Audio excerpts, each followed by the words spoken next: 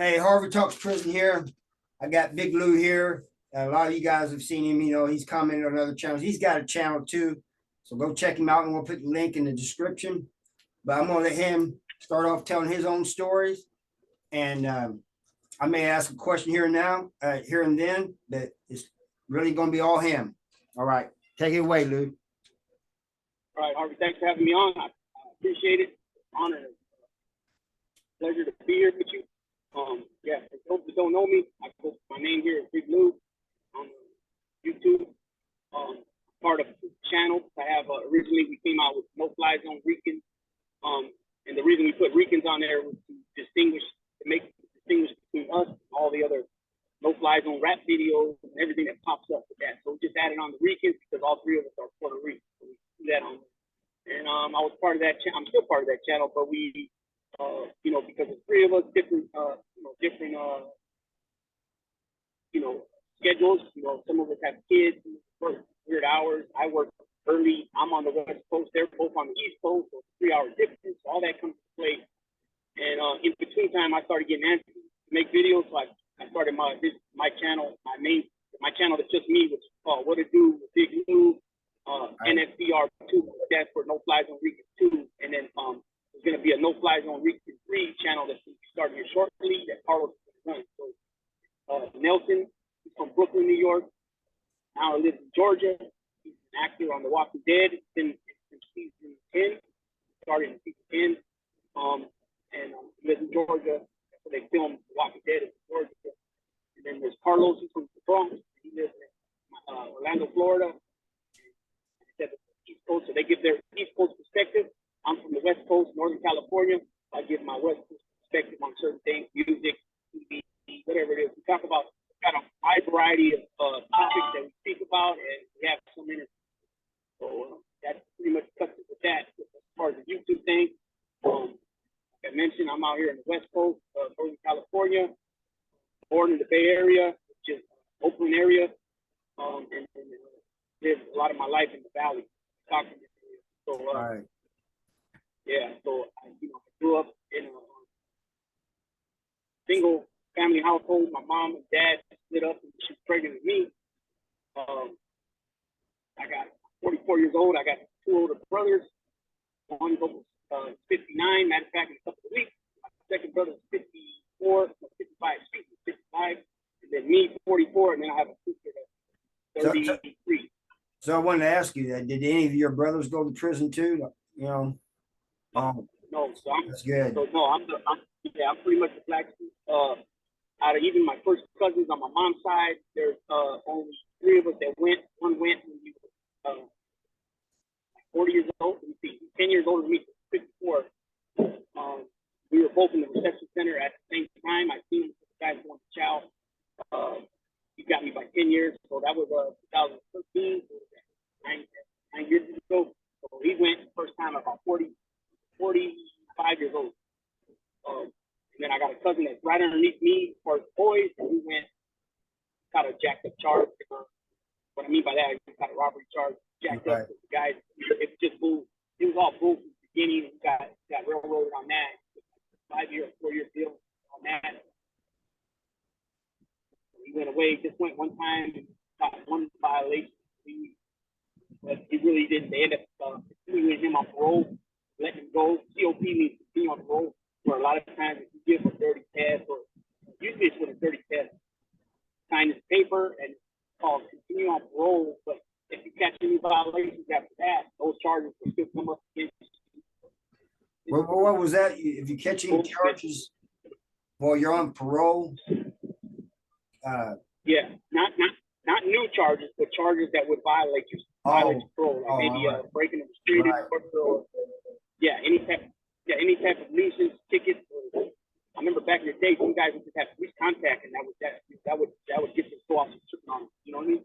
So anything like that, they'll make a note of it, they'll put it on paper, and it'll have a paper trail if you ever go back on another violation on top of that. All those on the paperwork. You go for your media hearing.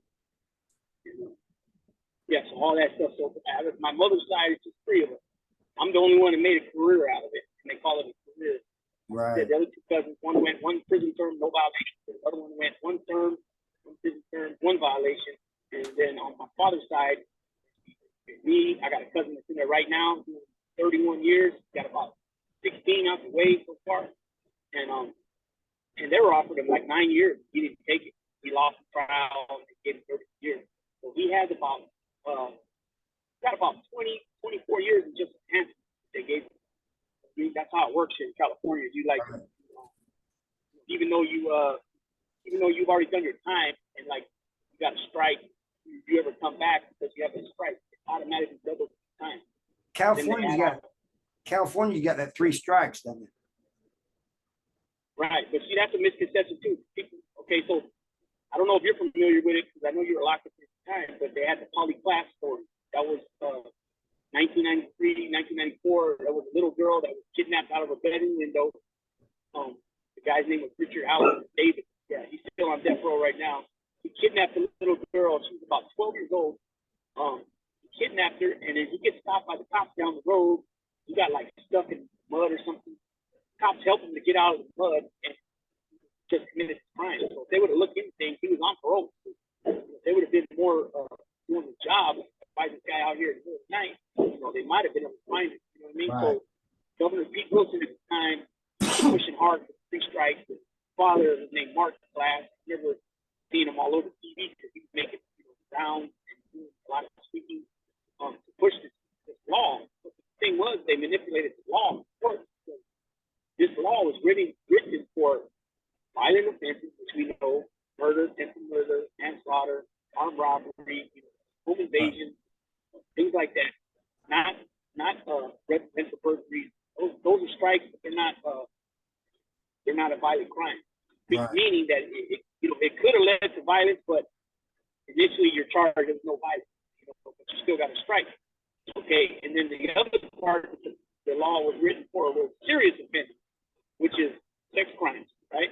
Right. So what they ended up doing was they manipulated this system, and guys that had strikes in the past, but like I said, residential burglary, which is house, they got strikes on that, and then what they did was say they had maybe 2 strikes that were strikes for offenses back in the 70s.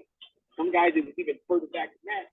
And then now, 1994, the 3-strike law gets voted in California and across. I think it was the federal was pushing it. Like Joe Biden and all them, they were pushing that hard. Clinton, right, at that time, and what happened was they used that 3rd strike. They struck the guy out on and ladies for stealing things from the store, petty stuff.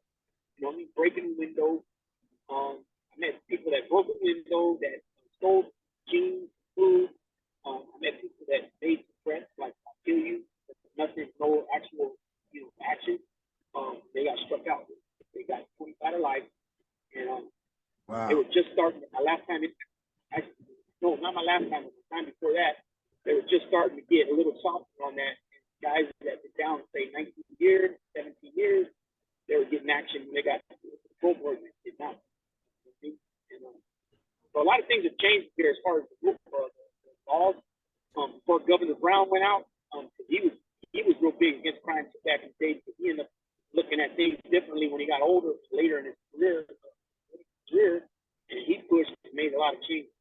He was spearheading a lot of the bills that were being passed, such as 260, 261, and also, I'm not sure the name of this one, but it was for guys that were 23 and under and have done matrix, which is basically get 25 to life. You got 22 in, 25 in. That's matrix. You got time in, and you're over 60. They're giving a lot of action now, getting out. And the 260, I believe, originally SB 260, Senate Bill 260, and what that was I believe it was. I think it was anybody that was 18 and under. They went back and looked. Either they were still in the courts fighting their case. What they did was, well, let me put it this way. So that was Senate Bill 260, and then Governor Brown, Jerry Brown, came out with 261. And what that did was it raised the age 18 to 23. And what they're saying is that the brain ain't fully developed until it's 23. So what's going on with that was a friend of mine, matter of fact, he's out now. did 19, I think he did 15 or 16 years on his life sentence. But what happened with him, because his 261 got passed through, I think he was 19 at the age of the crime. What they did was he wasn't supposed to go to board for like 80 years. And what it did was it put him where he was going to go to board in like 2 years, 3 years. You know what I mean? And then he ended up getting out. And I met people where, like I said, okay, that changed his out board eligibility for board. Okay, then I met that they were under 23 and under, they got sent. And what it did was they got like 2%, 18 years. And the way the point system works here is 18 years would get you 36 points right off the top. So that would place you at level almost level 3. Three changes at 37. So you got 3 more questions that's how they base your points. The age you were, very first time you get arrested, age you were when you get reception on that case, amount of years. So say you got like I just used 18. So if you got 18 years and 4 months from sentence, they don't look at the 4 months. They just the big numbers, the years, and they times that by 2. So like I said, 18 years will get you 36 points off the top. You're 1 point away from level 3 already. One question. So the 4 questions are, like I said, the age of first arrest. So the younger you are, the more points you get. The age you were when you hit the reception center, the younger you are, the more points you get. 2 points times how many years you got. And then the last one is if you belong to a gang or security group, and that gives you 6. So if you go in there, I don't know what gangs they got over there. I'm pretty sure they got some Chicago gangs, right? Probably gangs. Yeah, there's all kinds now. Yeah. Okay, yeah. So if you go in there and you tell them, yeah, I'm a gangster disciple, or I'm a vice lord, or I'm a whatever, blooded, they're going to give you 6 points. Oh, wow. Since we're in California, it would be so we're in California, it's either Northern Latino, Southern Latino. The words they use would be Northern. Some people you'll hear say Espanol, if you go in there saying skinhead, if you say you belong to any group that's in the race. So basically how it boils down to California, you're either Mexican, Northern Mexican, Southern Mexican, but they use Hispanic, Southern Hispanic, Northern Hispanic, Bulldog, area, FISA, you say FISA, national, right? You got black, white, you got Native American. Native Americans used to be under the same bed card as others. Now they got their own bed card. AMI, Indian. I got a question. Yeah. Say somebody like me going to the California prison system, and I'm not associated with anybody, with any group.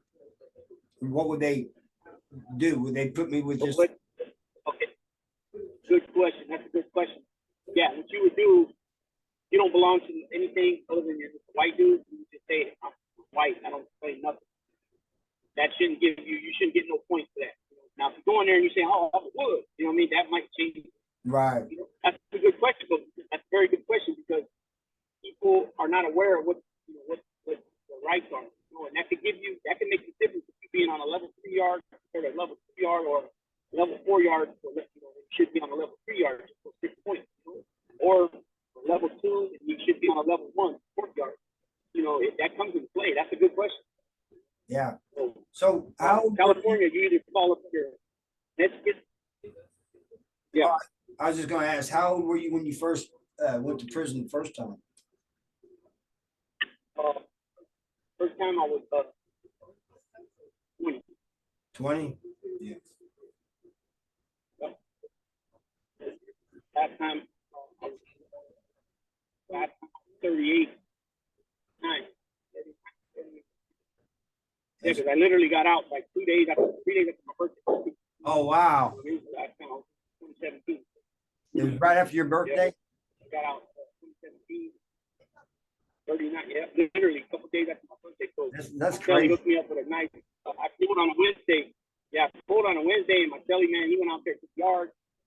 That Sunday, it might have been a Saturday before I got out. Man, he went and hooked up. I mean, we had food in there to eat, and I was able to ration my stuff until all the way I went home, and I even gave him stuff that I had left. So he went out there. When I mean by he went out there and hustled. He went and got a soda.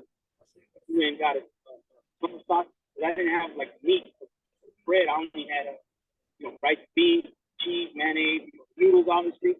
But he went out there and hustled. You know what I mean? I had a chip. He got a couple sauce. I had a soda. We went back and we went to Right. Yeah. Because you know how it goes, man. You go in there, you start get accommodated with people, and you start catching their routine, and you start getting to know what they do, and then you guys are compatible or you're not. You know what I mean? And he was real compatible. He was a lot younger than me, so he listened pretty good. I got to hear his war stories and stuff like that. Man, and we still, to this day, we still keep in contact. We went back on a couple terms since I got out. He got out like 3 months after me. Oh, he's still out? Is he still out? Yeah, he got out. That's good. I think he is. He's in a program, I believe.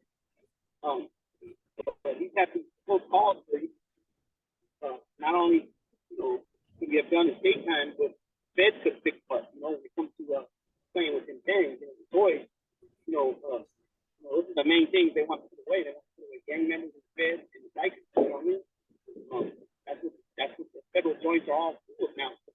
Right. It's not calling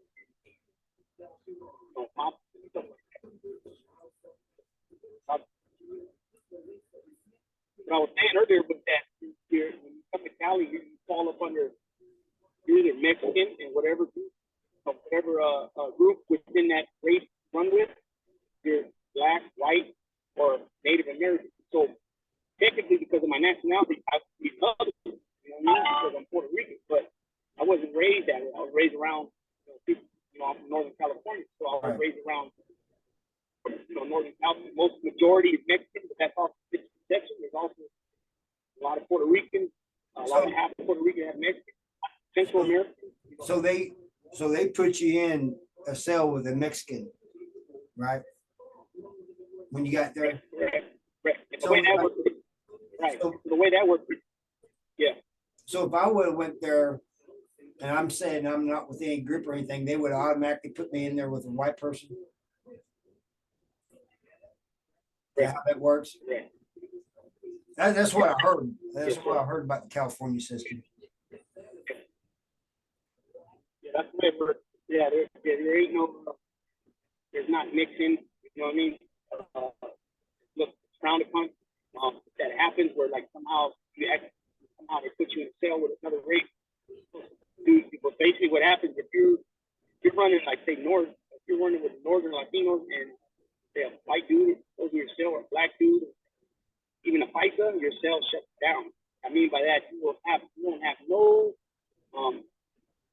type of in-house Right. within your people, no type of papers going in and out as far as like intelligence, gang intelligence, however you want to state it.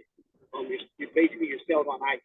So you get that person out or you move out, depending on how it works. You went into their cell, then you'll get out of there. When you find a cell or if people in with you, you're gonna let them know that hey, you gotta get out of here. You gotta move it, you gotta move it. Because it puts your house on ice. That's kind of the way I heard it worked, I didn't know if that was just a rumor or if that was really the way it was, But I heard the yard separated too. This happens. But this happens too, right? But you'll be from like say you drive up and you go to R&R. Everybody has to go to R&R, which stands for receiving and releasing. So anytime you come to the prison, you're leaving or coming in, you have to go to that facility, that area of the prison. And that goes for medical, you're going out to medical, being sent to another prison. Anytime you come into that joint, you got to go to R&R. Okay, so sometimes what happens is, so as soon as you get off the bus or the van, you're stripping butt naked right away. Before you even walk in the door, you're butt naked. They usually do your thing right there outside the door. And then you'll have a worker, an inmate that works R&R, and they'll hand you a. Mindy, I think. Hold up a second. Hey, Mindy, I think the camera turned off. Yeah, it turned off.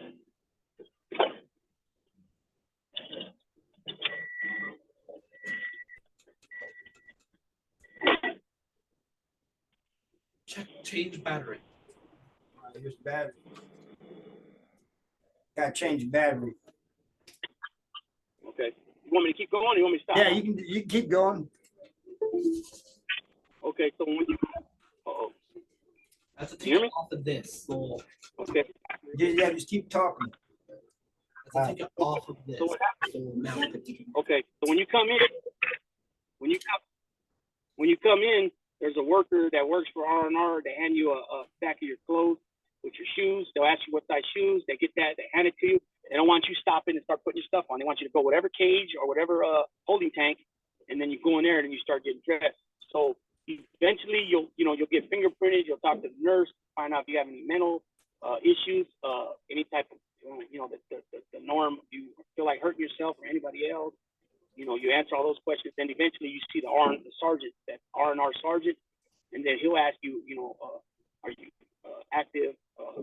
They already know what you run when you hit the door, pretty much. And what happens is a lot of times guys will say, well, no, I don't bang, I don't claim nothing. And they'll say, okay, well, where are you from on the street? And if you say a city in Northern California or a city in Southern California, they'll just automatically geographically classify you as that. Right. Okay, so what happens is a lot of people mess up and and when they get to their cell, they just roll with it. So now when you get to that cell and there's a guy already in that cell, he's expecting you to be up to par and perform like everybody else in that car, So what happens is if you don't open your mouth and say, hey, that I don't claim this, they just put me in here because I told them I'm from wherever, they geographically classify you. So you have to open your mouth, man, and say something, because otherwise you might get yourself in a wreck. Because if you go in there and they classify you as, say, a Northern Hispanic, Northern Latino, those guys from that car is going to expect you, like I said, fill out all the paperwork. When you get in there, you got to do it's internal within your own peoples. It's called your NAQs 1. That's your new arrival questionnaire. And there's questions already on that paper that they ask you, right? And then it asks you on there, have you ever been to prison? So if you say no, then that's where it'll stop once you finish that one questionnaire number 1. But if you say you've been to prison, now here comes questionnaire number 2, which is huge. It's like 50 questions they ask you. They want to know some personal shit, and they want to know all the yards you've been to, every prison you've been to. They want to know 3 to 5 names, every building, every yard you've been on, dating back to when you first started doing time. Right. You know what I mean? Because then what they want to do is they want to cross-reference you and check you against bad yards, make sure you weren't on bad yards, and things like that. You know what I mean? So basically, it's like third degree, man. They're already treating you like you did something wrong. You know what I mean? Right. And the reason I'm saying that is because you're escorted everywhere you go by your people, until you're fully cleared. You know what I mean? Once you're cleared, then you can mingle with everybody else. When we come through, they give us all this talking and make us watch a film, like a little video, and it's basically telling you, if something happens to you, let us know. I ain't saying shit, but they show us videos. And then when I got my level drop, when I got a date, I got my level drop, and I went to this low level. They showed this same video, and they said, if anything happens to you, come let us know. I said, look, ain't nothing gonna happen to me. I did 29 years in max prison. Ain't nothing gonna happen to me in level 1, And I said, right, you'll find out, when you come and get the people that need to be carried out. You know what I mean? Yeah, you'll find out when you try to figure out how you're gonna do your report. You know Right. Yeah. I remember that video. They'll show a video in R&R too. I remember back when I was younger, when I first started coming through, there'd be a video on, like what you said, let them know. Right. Let them know if anything happens, and then later on they started showing that Bria video. Right. One get raped and all that, and like, oh, don't take the candy and stuff like that. Right. That became a big deal. Right. Different states, you hear the stories all the time about the booty bandits and this and that. Here in Cali, at one time back in the day, that was somewhat accepted. Literally these organizations would have their own property, basically. Like they'd have tattoos Right. on them, property of blah blah blah. And I know for a fact that they used to take around these punks around to see their soldiers and to spend time with them one on one. And Well, you some know, of these guys are passed now, but it's it happens in Missouri too, but you know, like everybody else pretty much kind of like frowns down upon it. You know what I mean? And it's kind of looked down upon by others. yeah. They Well, it's don't- to the point now. It changed. I'm not really sure what year, but when I first started coming through, they were there with us on the yards, homosexuals. But it changed. Now no. It's not only frowned upon. You will get hurt if they find out you're doing anything like that. Right. It's a straight no. It's causing too much problems. Guys were actually falling in love with these mother suckers. You know what I Right, mean? yeah. And, Oh, I've seen people. yeah, it was just I've seen people no-no. stabbed over homosexuals, man. You know, that's why I tell Right. people: if you go to prison, stay away from the gambling, the drugs, and you know the boys. You know, Yeah, that's what we call them in Missouri, boys. right. Well, like you said, you've seen people get stabbed over it. Nowadays, like I said, it won't even happen because they don't want those types of situations. They don't want two dudes fighting over some homosexual. You know what I mean? Hey, Big Lou, not to mention that- we're gonna have to finish this one tomorrow. It says I'm running out of time. So, Okay. yeah, will tomorrow be all right? Yeah. All right. Yeah, just let me know. Yeah, just give me a buzz. Let me know about what time I could be ready. And, yeah, no problem. All right. I'm gonna try to. I don't know what I'm doing here. I mean, because it's gonna have to be a few parts anyway. Right. You can even drop this as part one. It's up to you, but I'm gonna try to get this so one far, out tomorrow. it's extensive talk. Yeah, it's extensive when it comes to this stuff. You know what I mean? And not to mention, this stuff needs to be talked about. Even though some people think it's funny, Exactly. booty bandits. But people need to be aware, especially if you're some scrawny kid, youngster, 19, 18, 20. You might even be 25, but you never lived on your own, always with mama. And then you get put in a position like that. You need to know and change. Maybe not only need to know, but do what you got to do to change what's going on in your life, so you don't even get put in that position.